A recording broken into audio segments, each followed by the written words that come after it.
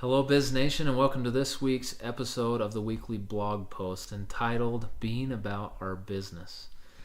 The reason I've chosen this title is that I was thinking about the Savior when he was 12 years old, and he found himself in Jerusalem with his family for the annual feast of the Passover. After that feast, the celebration had ended. They were headed home back to Nazareth, and his parents had traveled a day's journey before they realized that Jesus was not with the company of family and friends that were traveling home. And so they turned back to Jerusalem, and after 3 days of searching, they found Jesus in the temple, conversing with doctors and lawyers, and they were asking him questions, and he was providing some astonishing answers. But that 3 days had caused a lot of worry for Mary and Joseph, and so Mary asked Jesus, "Why have you thus dealt with us this way?" And Jesus asked that classic question. He said, "Wist ye not that I must be about my Father's business?" And so that question I really like. Being about our business. Jesus, at a very young age, obviously, at least by age 12, had a vision in his mind of what his mission was. We know that his mission, according to the scriptures, was to bring about the immortality and eternal life of man. So the reason that Jesus was so great at such a young age and continued to get greater at his teaching and healing and all those things that he became great at was because at a very young age he developed a vision for himself. And so that is the question that I pose today is, what is our business? How do we be about our business? Or in other words, what is the vision that we have for ourselves and what we want to become and what we want to accomplish in life? As the old saying goes, if you fail to plan, you plan to fail. And this is true in life in the sense that if we fail to develop a vision for ourselves and what we want to become, we're going to fail to develop into the person that we can become. So how do we do this? I have 5 steps here that will help us in creating a vision. First is, what is our passion? So one of the things that people struggle with the most, it seems like, is actually developing in their minds what they want to become with their lives, or what they want to become in their lives, and how they're going to do it. They don't know exactly what those things are. They can provide general answers like, I'd like to have money someday, or I'd like to live in a nice house, or I'd like to have a family, or I'd like to have this kind of job, or this kind of lifestyle in the future. But when you ask them to get down to the specifics of it, of how they're going to do it, they have not thought that detailed. They don't really know how to get there. So what usually ends up happening, I'm just going to use a job for example, is somebody ends up in a job for 40 years that they don't really like. But because it pays the bills, they stay there. But they wake up every morning dreading going to work. Or maybe they bounce around from job to job because they just have a hard time settling into something they like. Whatever it might be, it's very hard to wake up every morning and find the motivation to improve when we're doing things all day that make us miserable. So the questions we need to ask ourselves are, what do we love to do? And what do we want out of life? What do we envision it being like in the future? What are we good at, and how can we use those skills to work towards this vision of what we'd like to become? Whatever those answers are, can we see ourselves doing those things for the rest of our lives and being happy if we pursue them? Can we be excited to wake up every morning for those things? It is much easier to become great at things that we love doing, that we have a passion for. So why not work towards those things? So step 1 is finding our passion. Step 2 is writing it down. This is super critical. We have to write stuff down. If we don't write down this vision of what we want to become, then it's going to be hard to ever get there. It will only ever be a dream. If we write things down, we suddenly become accountable to ourselves because it's right there in front of us. It's on paper. But writing it down provides a focal point in the future, something to work towards. It's no longer just a dream if we write it down. It's something that can become a reality. We can't just dismiss it as imagination if we write it down in front of us, and especially if we tell somebody else about it so that they can help hold us accountable. Hal Elrod, who is a motivational speaker, in his book The Miracle Morning, suggests as an option to help us here, right, making a vision board. A vision board is an actual board that you put pictures on of the things that you would like to accomplish. So it might be that house, it might be the job, it might be a car that we'd like to have, it might be an amount of money that we'd like to make, it might be our family, it might be a mantra or a quote that we live by. We can put those things on there in picture form to help us envision in our minds in a real way those things that we're trying to accomplish.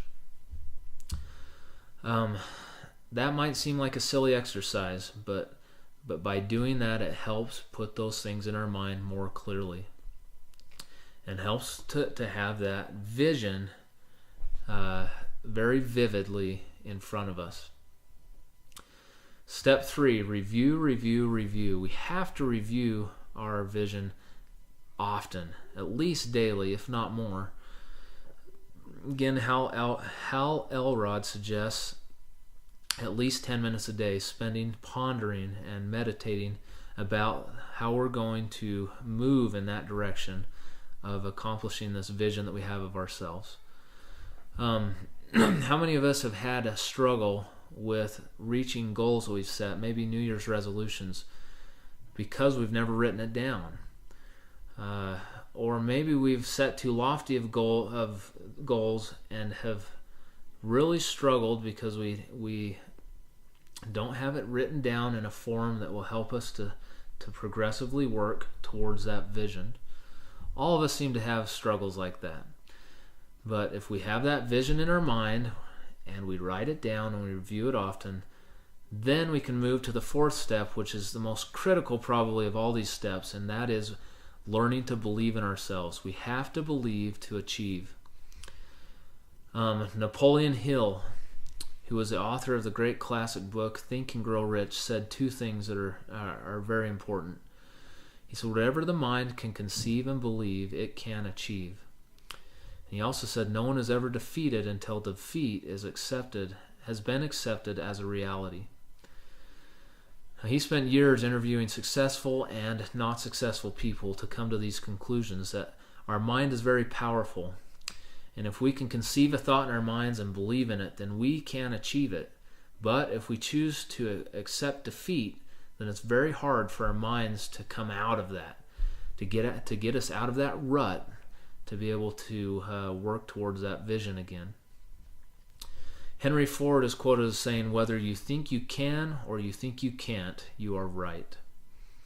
Our success in reaching our goals will hinge greatly upon whether we can learn to believe in ourselves and the vision we have of what we want to become and making that a reality. We have to be able to see it in our minds, and almost as if we've already done that, as if we've already achieved those things. If we can do that, if we can have that kind of belief in ourselves, then we can be successful. Finally, step 5 is taking action. Once we have come up with a vision in our minds of what we want to become, we've written it down, we are reviewing it often so that we can believe in ourselves that we can accomplish it, then we have to take that step in that direction. So, taking that step, the way to do that is we have the overall vision of what we want to become, and then we start setting goals, manageable goals that will help take the bite out of that elephant. One bite at a time, we can eat that elephant. And we'll talk about goals in another episode of the weekly blog. But for now, just know that we need to start by getting that vision in place so that we can start to work towards it. It'll be the steady, consistent steps towards that vision that will get us there. It's not going to be an overnight thing. But if we consistently work towards it and achieve the little goals that we set for ourselves, then we will become successful and become the person that we want to become. we can achieve that vision. This has been true for myself. The way that this blog has gotten started, the website, the blog posts, the morning boosts that we do, and the weekly podcast, is that I had it on my own vision board. The podcast, the website, I had this written down as one of my things that I wanted to accomplish, because for me, my passion has always been religion and business, people in general, but in those two aspects, learning about religion and how we can help people in religion and also in business. So I wanted to be able to do something like this that could help me be happy in the things that I enjoy doing. And so I had that written down, I had it on my vision board, and I was reviewing it every day. But to be honest, I was having a hard time believing in myself because I'd never done anything like this before. And so fortunately for me, my partner in this, John Workman, he made that step for me in the right direction of making this happen, because he, after we discussed it, he texted me one night and said the website is already up and going, and now we need to start creating content. And so here we went, and it's helped me tremendously, because we've had a good reception to this that we've started. We've had people telling us that it is helping to motivate them, that it's making their day, and we're super excited for the future. And so I love this. This is something that I enjoy doing, something that I can see myself doing in the long term, to be able to become the best that I can be and be the most influential in helping other people to become the best that they can be. So bringing this full circle and to wrap this up, the 5 steps to become the person that we want to become, to be able to reach the vision of what we want our lives to be like, is first, we need to discover our passion. Second, we need to write that down and create, if we want, a vision board so that it's more vivid in our minds. Third, we need to review often. Fourth, we need to believe in ourselves. And fifth, we need to take action. I know that by doing this, we can become the best version of ourselves that we can be. We'll have a vision of ourselves in the future, and we can start working towards becoming that person that will be the most influential person that we can become, so that we can be a blessing to all those around us. Thank you for tuning in. Please go to our website and check us out at www.mormonsandbusiness.com. There you can find links to our website, or our Facebook page, our Instagram page. You can find these weekly blog posts in written form and in video form, and also our weekly podcast that we're launching on February 4th, and we're super excited to announce that launch date. We've had a number of interviews that we've done, and are stoked about the things that we've been learning from these individuals that we've been interviewing. They've provided a lot of good, solid wisdom, and we'll be starting that, launching February 4th with the first 3 episodes, and each week thereafter with one exciting episode. So thanks for tuning in. I appreciate it. Thanks to all of you who are supporting us, and let's go out there today and find an excuse to win.